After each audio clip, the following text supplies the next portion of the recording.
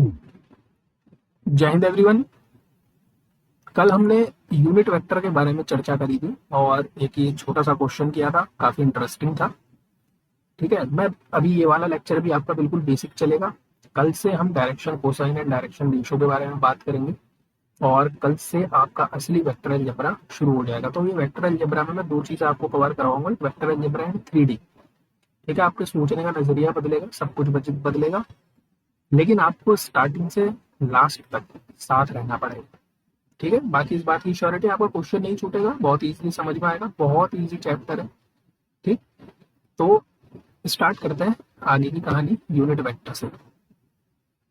तो हमने ये कहा था कि अगर सपोज मेरे पास कोई भी वेक्टर है, सपोज ए वेक्टर है। सबसे पहले मैं 2D स्पेस पे ही बात कर लेता हूँ, 2i प्लस 3j।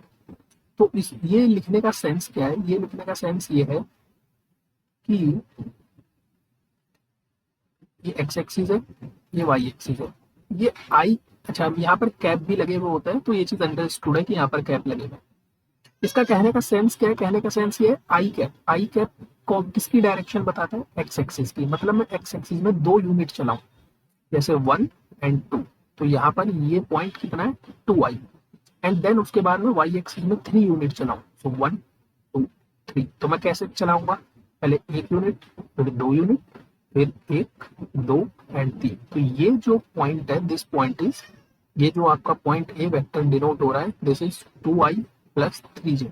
अच्छा, कुछ टाइम बाद 3D में मैं इसको 2,3 लिखना शुरू कर दूंगा। दैट मीन्स इस पॉइंट के, इस वेक्टर के जो कोऑर्डिनेट है, इस वेक्टर के कोऑर्डिनेट 2,3 है। ये एक्स एक्सिस को डिनोट करेगा फर्स्ट वन, एंड सेकंड वाला वाई एक्सिस को डिनोट करेगा। सेकंड चीज, अगर मैं इस पॉइंट से, ओरिजिन से इस पॉइंट को मिला दूं, सपोज ये पॉइंट मेरा ओ है, तो इस डिस्टेंस, ये जो डिस्टेंस है इस ओरिजिन से लेकर के यहाँ तक की, ये डिस्टेंस, इस डिस्टेंस को कहते हैं हम मॉड्यूलस ऑफ ए वेक्टर। ये क्या है? Modulus of A vector. तो मॉड्यूलस ऑफ ए वेक्टर होता क्या है? अगर आप थोड़ा सा यूज करो अपना माइंड, तो आपने ये चीज कॉम्प्लेक्स नंबर में भी पढ़ी है ना? मैं आपको चीजें रिलेट करके बता देता हूँ। अपने कॉम्प्लेक्स नंबर में क्या क्या चीजें पढ़ी, जैसे सपोज मेरे पास यहाँ पर कोई पॉइंट है 2,3। तो अगर मैं ओरिजिन से इस पॉइंट को मिलाऊं, ठीक, इस पॉइंट से एक्स एक्सिस पर एक परपेंडिकुलर ड्रॉ करूं, so this angle is 90 degree. ये आपकी लेंथ कितनी है? 3 यूनिट। और ये लेंथ कितनी है आपकी? 2 यूनिट। ठीक, अगर ये एंगल आपका थीटा है, तो मुझे ये डिस्टेंस आर फाइंड आउट करनी है। वेक्टर अलजेब्रा में मैं इसी आर डिस्टेंस को एम्पलीट्यूड, मैग्नीट्यूड या फिर मॉड्यूलस कह रहा हूँ, किसी भी कॉम्प्लेक्स नंबर का। So this is nothing but the square root of i के कोएफिशिएंट का स्क्वायर प्लस जे के कोएफिशिएंट का स्क्वायर। ठीक, so simple. So this is 4 + 9, this is square root of 13। In the same way, अगर आपके पास कोई vector 3D में, 3D मतलब आई का भी कुछ है, जे में भी कुछ आप चले हो, और के में भी सपोज आप कुछ यूनिट चले हो, व्हाट डज इट मीन? तो इसके मॉड्यूलस से मैं क्या समझूंगा? इसके मॉड्यूलस से मैं सिंपल सी एक बात समझूंगा, this is square root of 3 square plus 2 square plus 5 square. So simple. ठीक, छोटी छोटी बातें क्लियर करते हैं। नाउ नेक्स्ट आगे बढ़ते हैं हम कि किसी भी, what is the position vector? Position vector समझते हैं जरा, पोजीशन वेक्टर क्या होता है। देखो, नाम से ही पता चल रहा है, पोजीशन वेक्टर मतलब ऐसा वेक्टर जो पोजीशन बताए। ठीक है, पोजीशन किसी के भी रेस्पेक्ट में हो सकती है, ओरिजिन के रेस्पेक्ट में हो सकती है, या किसी भी पॉइंट के रेस्पेक्ट में पोजीशन हो सकती है। ठीक, जैसे सपोज यहां से ये सपोज ओ है, और ये मेरे पास एक ए पॉइंट है। सो ये जो ओ ए है, इस ओ ए को मैं ए वेक्टर से डिनोट कर देता हूँ। सो दिस इज व्हाट, इस वेक्टर का पोजीशन वेक्टर क्या है? ये this O point is a position vector. आगे चलकर मैं अभी पोजीशन वेक्टर को कैसे बताऊंगा, मैं आपको वो भी समझा देता हूँ। ये छोटी छोटी चीजें, इन सब चीजों में आपको ज्यादा लोड लेकर चलना है नहीं। पोजीशन वेक्टर को डिफरेंस से भी बताना शुरू करते हैं कि डिफरेंस क्या है। जैसे सपोज मेरे पास ये एक वेक्टर है, सपोज दिस वी हैव, इसको ऐसे बना लेते हैं। गड़बड़ हो गई, एक सेकेंड। सपोज ये मेरे पास कोई वेक्टर है, ए बी वेक्टर।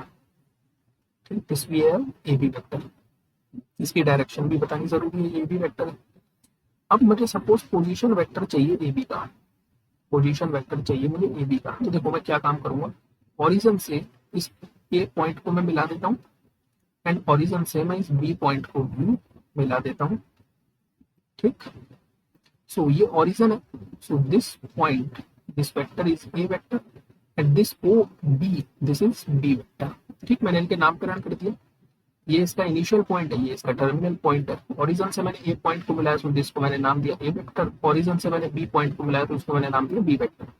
तो अगर आप ध्यान से देखो, position vector of O B vector, A B vector, इस वेक्टर का जो पोजीशन वेक्टर है वो हम कैसे निकालेंगे। तो मैंने कहा देखो, ओ से लेकर के हम ए तक चले, इसी डायरेक्शन में चले, फिर ए से लेकर के हम बी तक चले, इस डायरेक्शन में चले, तो ये जो आपका ओ बी वेक्टर है, ये क्या है, ये रिजल्टेंट है, ये इसका और इसका एडिशन है, ठीक। मीन्स अगर मैं ओ बी वेक्टर की बात करूं, ओ बी वेक्टर की, so this O B vector is nothing but O A vector plus A B vector, सही बात है ना। दिस ओ बी वेक्टर ये रिजल्टेंट है इन दोनों वेक्टर्स का, ठीक। ट्रायंगल एडिशन लॉ है, सिंपल सी चीज है। दैट मीन्स जो ए बी वेक्टर है, this is nothing but O B vector minus O A vector. So we can say that the position vector of AB vector is OB vector is B vector minus OA vector is A vector. That means AB vector का जो position vector है, ये position vector of B minus position vector of A, ठीक। तो अगर आपको किसी भी वेक्टर का, सपोज ये मेरे पास वेक्टर है, मुझे इसका पोजीशन वेक्टर फाइंड आउट करना है, तो मैं क्या करूंगा, इस पॉइंट से, इस बी पॉइंट के कोऑर्डिनेट में से इस ए पॉइंट के कोऑर्डिनेट को क्या कर दूंगा, सबट्रैक्ट कर दूंगा, तो सिंपल, ठीक। नेक्स्ट आगे की कहानी शुरुआत करते हैं, ओके। तो नेक्स्ट पॉइंट है मेरे पास कि कोई भी दो वेक्टर आपस में कब इक्वल होता है। सपोज मेरे पास एक वेक्टर है a1 i कैप प्लस का a2 j cap plus a3 k cap. Suppose ये vector b1 i cap plus b2 j cap plus b3 k cap, ये दोनों वेक्टर आपस में कब बराबर होंगे। इफ दिस थिंग हैपन, अगर ये चीज होती है तो इसका मतलब मैं एक ही चीज समझूंगा कि a1 और b1 आपस में बराबर है, a2 एंड b2 आपस में बराबर है, और a3 एंड b3 आपस में बराबर है, ठीक। मतलब इनके आई कैप और आई कैप वाले कोफिशिएंट सेम है, जे कैप वाले सेम है और के कैप वाले सेम है। तो कोई भी दो वेक्टर बराबर होता है कब, जब ये कंडीशन होल्ड कर जाए।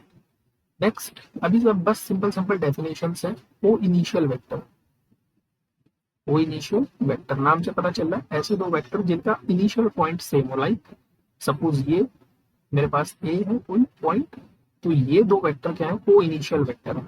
सपोज इसको नाम देते हैं B and C. So A B vector and A C vector क्या है, को इनिशियल वेक्टर है। A B vector and A C vector ये क्या है, को इनिशियल, क्यों, क्योंकि इनका जो इनिशियल पॉइंट है ए, वो दोनों का क्या है, सेम, ठीक। अच्छा, एक इसमें इंपॉर्टेंट चीज ये कि जो को इनिशियल वेक्टर्स होते हैं ये हमेशा एक प्लेन में लाया करते हैं, ठीक। सो ये इंपॉर्टेंट पॉइंट है, छोटी छोटी चीज है, आगे चलकर साथ देंगे कि कोई भी दो coinitial vector always lie in a same plane, ठीक है। So any two coinitial vector always lie in a same plane. लेकिन अगर मैं यही चीज 3D डायमेंशन में करूं तो मैं ये कह सकता हूं कि मोर देन, अगर एक से दो से ज्यादा, more than two coinitial vector may or may not be, may or मे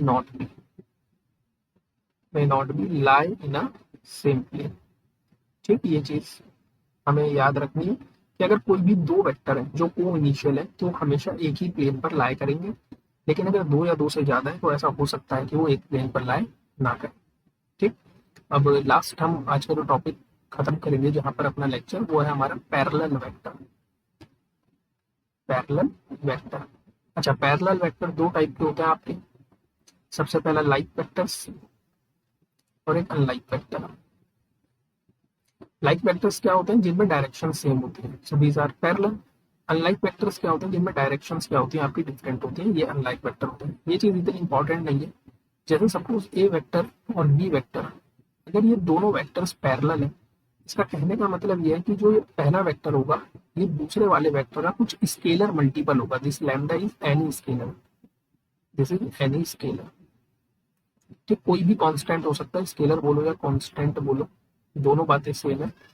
तो कोई भी दो वेक्टर आपस में पैरेलल होता है, that means A vector equals to some multiply of B vector. किसी वेक्टर में आपने किसी कांस्टेंट से मल्टीप्लाई कर दी तो आपको ये दूसरा वेक्टर मिल जाए, तो ऐसे वेक्टर्स को हम क्या बोलते हैं, पैरेलल वेक्टर्स बोलते हैं। अगर सपोज ए वेक्टर मेरे पास a1i plus a2j plus a3k है equals to lambda times of B vector को अगर मैं ले लूँ b1i plus b2j plus b3k, तो this is what, this is a1i plus a2j plus a3k, this is equals to lambda times of b1i plus lambda times of b2j plus lambda times of b3k। और just अभी आपने पढ़ा कि कोई भी दो vector आपस में तब बराबर होते हैं जब इधर वाले का i इधर वाले के i के इक्वल, यानी lambda b1, in the same way a2 equals to lambda b2 और in the same way a3 equals to lambda b3।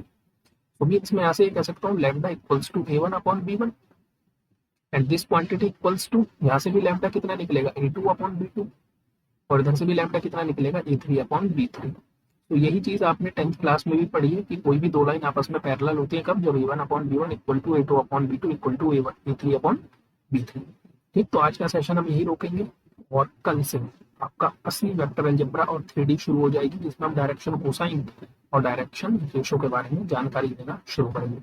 तो वीडियो अच्छा लगा वीडियो को लाइक शेयर और सब्सक्राइब जरूर करना। तब तक के लिए जय हिंद जय भारत।